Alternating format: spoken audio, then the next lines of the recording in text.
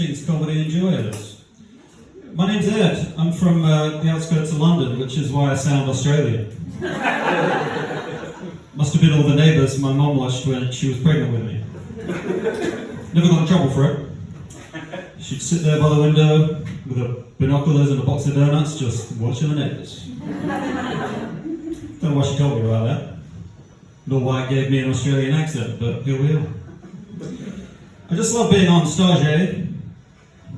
Oh, I did it again.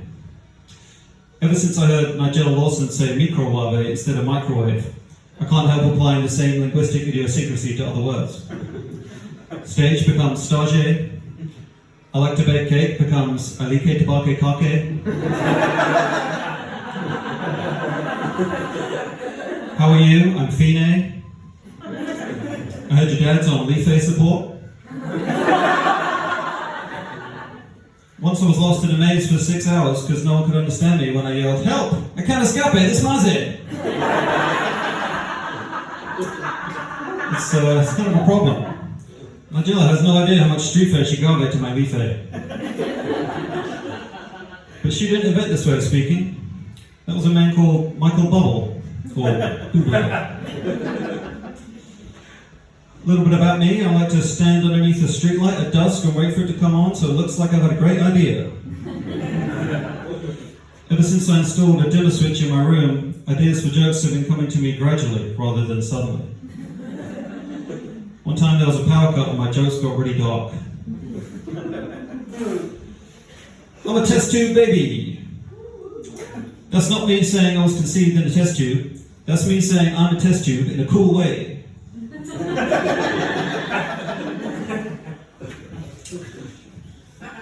I got a map of the world to scale. If I want to figure out how to get to a place, I have to go to that place. Then I have to hire a crane to put a pin in it. Has anyone seen any rats around? Because I recently learned that they can laugh, so I can count them as members of the audience. If there are any comedically gifted rats in the room, you're welcome to climb on top of my head and control my mouth by pulling my hair so I can tell the most delicious jokes the world has ever heard. You guys have seen Ratatouille.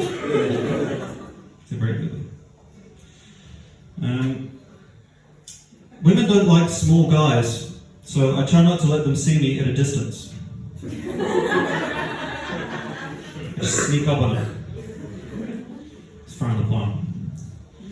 I find that as I get older, I look at women differently. I used to look at them like this. Now I look at them like this.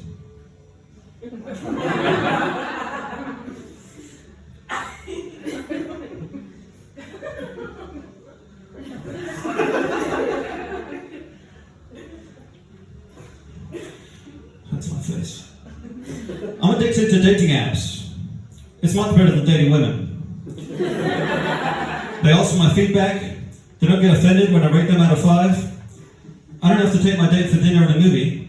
They bring dinner and movies to me. Right now I'm dating Angry Birds, which is not too different from my pre-app dating life. I've been on online dating for a couple of decades now. I was looking at someone's profile the other day. It said 6 foot tall without shoes. And I thought, why doesn't she have any shoes? I'm not sure I want to date someone that doesn't have shoes. What if we want to stomp on some broken glass? She would just have to watch. Maybe she's into that. Another one said 5'4" with heels.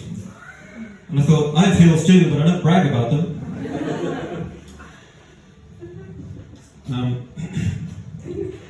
I like to go out on the streets and find a single mum with kids and walk behind them carrying loads of shopping bags so I seem like a caring and responsible father. Oh shit. I've got another joke for you now.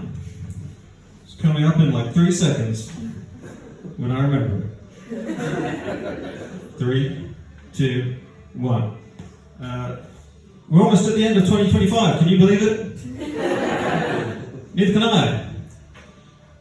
Soon we'll be wearing those wacky novelty glasses with 2026 on them. I can't help but wonder what's going to happen when we get to the year 2137. There are no holes in any of those numbers. There are going to be some awkward-looking novelty glasses.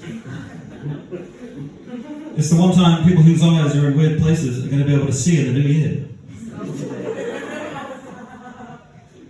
I went to this really exclusive nightclub for autistic people, and it had really tight security.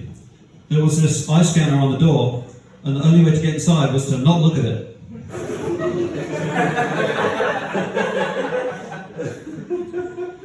If I was a germophobic cannibal, I'd only eat newborn babies, because they haven't been on the ground for more than 3 seconds.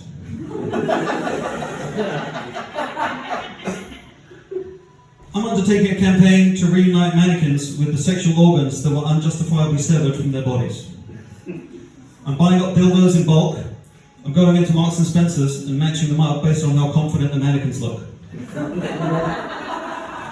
Someone's got to help these guys, they don't have a voice.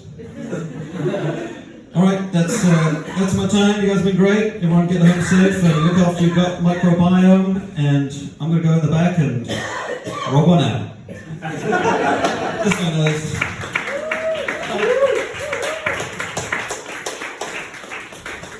Keep it going, Edd Rose!